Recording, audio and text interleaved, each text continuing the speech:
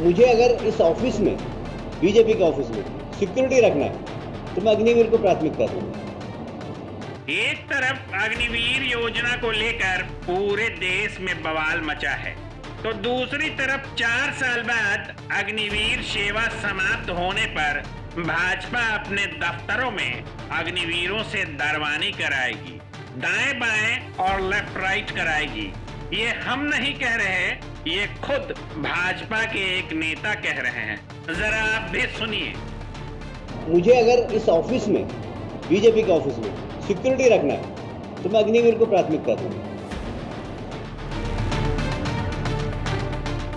तो क्या अग्निवीरों को बहाल करने और इस योजना को लाने के पीछे का मकसद बीजेपी ने साफ कर दिया है कि उन्हें अग्निवीरों से भाजपा दफ्तरों की दरबानी करानी है?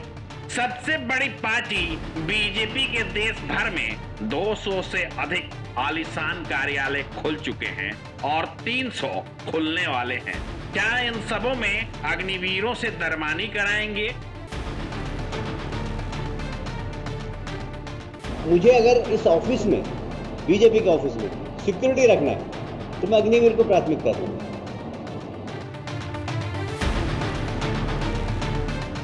ऐसा लगता है कि भाजपा की कई नीति और अग्निवीर योजना को लेकर जिस तरह से लोग भाजपा के नेता, विधायक, सांसद को खदेड़ रहे हैं, उनके घरों और बीजेपी दफ्तरों को निशाना बना रहे हैं, शायद उसे देखते हुए ही भविष्य में उन्हें अपने घरों और दफ्तरों की दरबानी के लिए अग्निवीर जैसे ट्रेंड युवाओं की जरूरत पड़ेगी।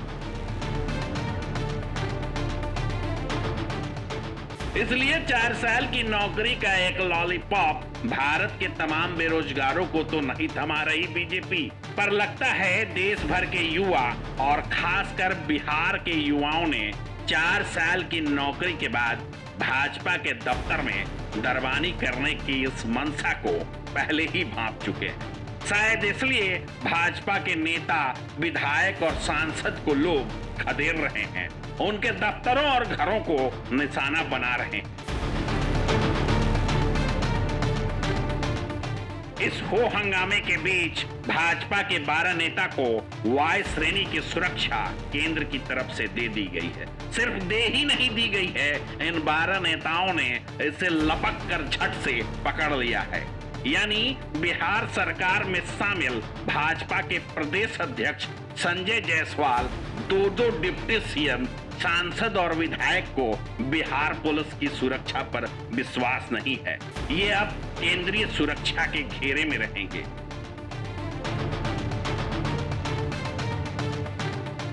हद है, सरकार को ही सरकारी सिस्टम और पुलिस पर विश्वास नहीं है। भाजपा के प्रदेश अध्यक्ष ने यहां तक कह दिया कि पुलिस कुछ नहीं कर रही, माई बाप, हमारे घरों और दफ्तरों को तोड़ा जा रहा था, पुलिस चुपचाप देख रही थी। विरोध करने का हक किसी को भी है, विरोध करने में कोई बुराई नहीं है। हम सब अलग अलग दल के हैं, लेकिन इस तरह से प्रशासन के द्वारा व्यक्तियों को टारगेट करना, प्रशासन के द्वारा एक खास पार्टी के दफ्तरों को जलाने करना, और 300 मधेपुरा में जो हुआ है, 300 पुलिस दर्शक बन करके बैठी हुई है, क्या पुलिस पे कार्रवाई हो रही है? तो ये हम लोग शासन के हिस्सा हैं, और इस तरह से जो कहीं हिंदुस्तान में नहीं हो रहा वह बिहार में हो रहा है, यह बहुत गलत है। और भारतीय जनता पार्टी के अध्यक्ष के तौर पर मैं बिल्कुल इसका विरोध करता हूं, और इस तरह की घटनाएं हर हालत में अगर नहीं रोकी गई तो यह किसी के लिए भी अच्छा नहीं होगा। भाजपा के प्रदेश अध्यक्ष संजय जायसवाल के सरकार और पुलिस पर सवाल खड़ा करने के बाद जेडीयू नेता ललन सिंह और बीजेपी के प्रदेश अध्यक्ष संजय जायसवाल आमने सामने आ गए। संजय जायसवाल ने राज्य सरकार पर बीजेपी के नेताओं को चिन्हित कर हमला करने का आरोप लगाया, तो ललन सिंह ने साफ कह दिया संजय जायसवाल अपना संतुलन खो बैठे हैं। केंद्र सरकार की योजना को लेकर छात्रों में अगर कोई असंतोष है तो छात्रों से बैठकर बात करें, तभी समाधान निकलेगा।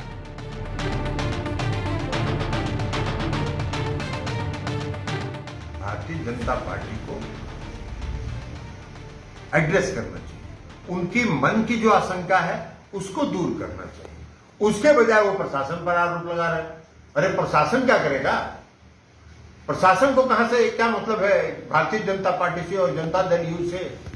लेकिन आपके जो आक्रोश से, जो छात्रों नौजवानों के आक्रोश के कारण जो आपका संतुलन, थोड़ा अपने को संतुलित करिए, जो संतुलन बिगड़ा है उस संतुलन का प्रभाव है कि आप अनर्गल आरोप प्रशासन पर लगा रहे हैं। नीतीश कुमार जी प्रशासन चलाने के लिए सक्षम व्यक्ति हैं और देश में गुड गवर्नेंस का उनको पुरस्कार मिल चुका है। तो इसलिए श्री संजय जायसवाल जी से शिक्षा लेने की जरूरत नहीं है। बीजेपी के प्रदेश अध्यक्ष के तमाम आरोपों को ऐसे समझिए कि बिहार पुलिस ने पूरे राज्य में उपद्रव करने को लेकर 145 एफआईआर दर्ज कर कुल 804 लोगों की गिरफ्तारियां की हैं। जिस तरह अग्निपथ स्कीम के कारण बिहार में हिंसा भड़की, यह साफ इशारा करती है कि अग्निवीर पॉलिसी केंद्र सरकार लाई, विरोध केंद्र सरकार का, तो इस बीच राज्य सरकार अपने जनता पर डंडे और गोली चलाकर क्यों विलेन बनेगी। रही बात कार्रवाई की, तो एक बार हम आपको फिर बताते हैं, 145 एफआईआर दर्ज कर कुल 804 लोगों पर बिहार पुलिस ने अब तक कार्रवाई की है और ये आंकड़ा लगातार बढ़ता जा रहा है। पुलिस के द्वारा इतनी बड़ी कार्रवाई करने के बावजूद पुलिस पर भाजपा के प्रदेश अध्यक्ष का आरोप लगाना कहीं ये तो नहीं बता रहा कि नीतीश कुमार के कंधे पर बंदूक रखकर प्रदर्शन करने वालों पर गोली चलवाने की मंशा रखती है बीजेपी। जिन्होंने उत्पात मचाया, रेलवे को नुकसान कराया है, उनके विरुद्ध नामजद प्राथमिकी दर्ज किया गया है और इसके अलावा भी बहुत सारे लोग इसमें संलिप्त हैं जिनके संबंध में हमारे पास जानकारी आ गई है। हमारे रेलवे के सीसीटीवी फुटेज हमारे पास हैं, हमारे पास बहुत सारे वीडियो रिकॉर्डिंग है, हम लोगों ने भी अलग से वीडियो रिकॉर्डिंग कर रखा है। तो बहुत सारे लोग उसमें चिन्हित कर लिए गए हैं और उनकी गिरफ्तारी का अभियान हम लोग अब शुरू कर रहे हैं। आज रेलवे स्टेशन पर पूरे बिहार में कहीं कोई समस्या नहीं है, क्योंकि पर्याप्त संख्या में सुरक्षा बल प्रतिनियुक्त है और सारे लोग बहुत ही चौकस हैं, सजग हैं, सतर्क हैं। अगर कोई इस तरीके की हरकत करता है तो कठोरतम कार्रवाई की जाएगी।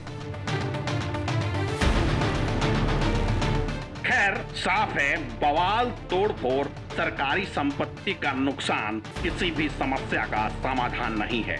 विरोध का तरीका लोकतांत्रिक हो सकता है, जिसे समझाना आज के हालात में बेहद जरूरी है। वहीं केंद्र सरकार कृषि कानून के बाद एक बार फिर अपनी ही योजना में बुरी तरह फंसती नजर आ रही है। तो वहीं बिहार में गठबंधन के अंदर कलह एनडीए के लिए आने वाले वक्त में भारी पड़ सकते हैं। जरूरत है आरोप प्रत्यारोप को छोड़कर इन समस्याओं का समाधान निकालने की।